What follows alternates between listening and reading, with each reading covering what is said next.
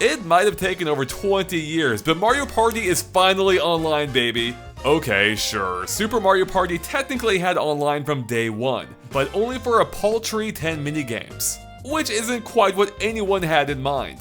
But now, thanks to a free update 2.5 years after the game's original release, you can now play almost the entire game online with your friends. That includes 70 minigames and every game board in both Mario Party and Partner Party modes. Let me tell you that as a longtime Mario Party fan, this seemed to be exactly what I've been asking for nearly 2 decades now. But does the reality live up to the dream? Well, I've spent the past couple of days playing a ton of Super Mario Party Online to find out, including under a variety of conditions with players from all around the world.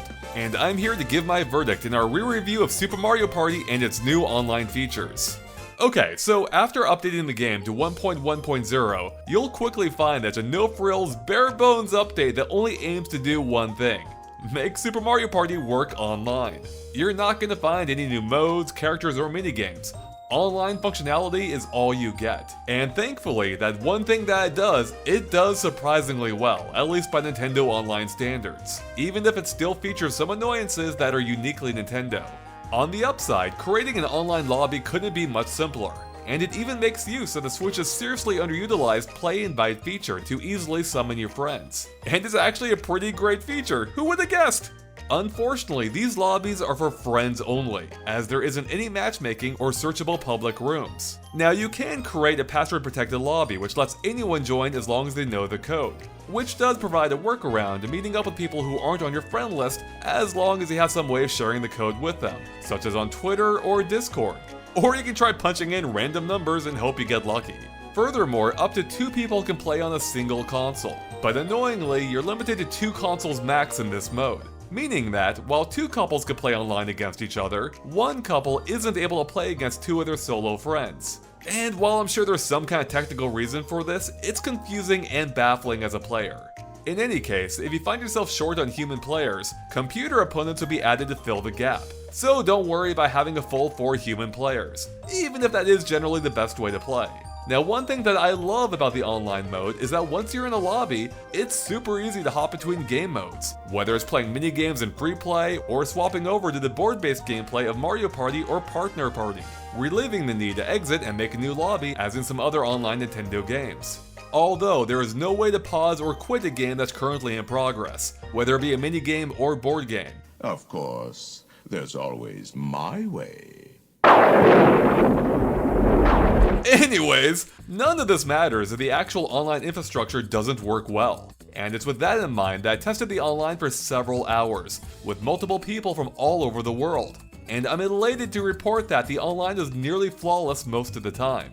Whether I was rolling dice or playing a minigame, I rarely detected any input delay, and outside of a rare frame rate hiccup, the action remained as smooth online as it does offline. And this was consistent whether the person I was playing was down the street from me in Seattle, or all the way in Ontario, Canada, or Finland, both of which are over 4,000 miles away. It worked shockingly well, and could nearly pass for a local game most of the time. I even tested Super Smash Bros. Ultimate Online immediately afterward with the same group of people, and while it did mostly run fine, there was a noticeable amount of input lag by comparison. Now, there have been rumblings that Nintendo's recently improved their online infrastructure, and while it's impossible to verify at this time whether Super Mario Party benefits from this, it certainly feels like it, at least so far. However, as with most things online, situations can change fast for a variety of reasons. And I did partake in a couple of games that weren't quite as impressive as the others I've already mentioned. One board game started to exhibit some noticeable input lag and jitteriness about halfway through, which, while being far from ideal, still remained entirely playable, at least outside of this darn banana game. I think Mario Party's turn-based gameplay and constantly changing minigame selection generally lends itself well to weathering occasional online hiccups. But, and this is a big but, there was one instance where the instability eventually resulted in a player being disconnected, and that infuriatingly brings the entire game down with it, which sucks. It doesn't matter whether you're on turn 1 or turn 25. If it happens, that's it. That's it, man. Game over, man. It's game over. And it's baffling there isn't a better solution, whether it's letting a computer fill in for a disconnected player like in Smash Bros, or providing some way of resuming a game in progress once the original player reconnects. Even though it only happened to me once, it was still incredibly disappointing, and it makes starting a longer round of Mario Party, like 15 or more turns, a somewhat intimidating prospect. But as with any online game, your mileage may vary, which is why I asked to hear our audience's early experiences with it. And while the vast majority of replies were overly positive, the poll results show that over half the people who have played online also claim they've experienced at least one disconnect, which is alarmingly high for a game-ending feature. So hopefully this can be addressed in another update, even if I don't expect it. Now unsurprisingly, there is no way to communicate in-game outside of the official Nintendo Switch voice chat app. So that's exactly what we used. And you know what? It's totally fine. It effortlessly connected me with my friends, and offered surprisingly good audio quality considering it all revolved around my phone sitting on a table a few feet from me.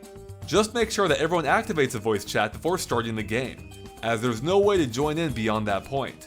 Now, while the update does aim to make most of the game online, there are a few notable exceptions. For one, the amazing River Survival mode is still sadly only available offline, which is disappointing as it might be my overall favorite part of the game. Similarly, the 10 rhythm-based minigames that make up the soundstage mode also didn't make the cut, which is understandable as any internet issues would make them borderline unplayable as is. But since the players don't directly interact with each other in any of the 10 games, Nintendo could have reworked them slightly to continue uninterrupted even in the face of networking issues, as it really only needs to compare the score at the end. But alas, this truly is a no-frills update. And at that point, it's just a little disappointing that the game doesn't track win counts when playing minigames in free play mode, nor does it allow the other players to vote on what to play next, as it's entirely up to the host. But hey, there is at least an option to randomly select a minigame. Now, one thing that hasn't changed with this update is, well, everything else. The actual Super Mario Party gameplay hasn't changed one single bit, for better or worse. When it first released 2.5 years ago, I found Super Mario Party to be a much needed return to form for the series, even if it fell short of the best games in the series. But after a 10-year break in which you could only drive cars around a board, being able to freely move independently again was a breath of fresh air, even if the boards themselves were smaller and a little uninspired compared to some others in the series. But the idea of having special dice unique to each character did add an interesting new wrinkle to the gameplay, in which you could choose which die to use from among a slew of others if you were lucky enough to acquire allies throughout the game. But it was also that very ally system that partially broke the game, or at least unfairly tipped the scales in one player's favor, basically giving a permanent unfair advantage to anyone lucky enough to nab an ally, which then makes it even easier for them to nab even more allies down the line, compounding their unfair advantage. But then again, when has Mario Party really ever been about being fair?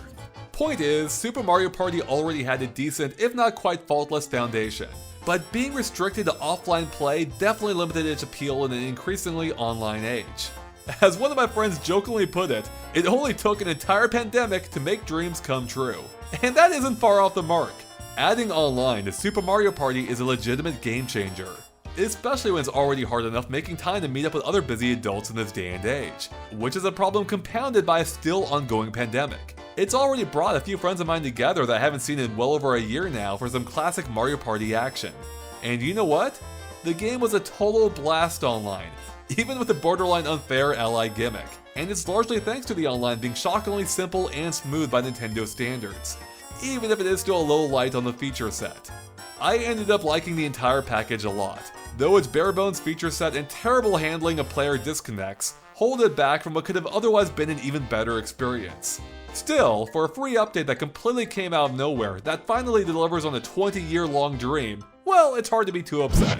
So with that, thank you so much for watching our re-review of Super Mario Party and its online mode. If you enjoyed this video, make sure to click that like button and subscribe to our channel for tons more on Nintendo Online and everything else gaming too. With that, we'll catch you later. Bye everyone!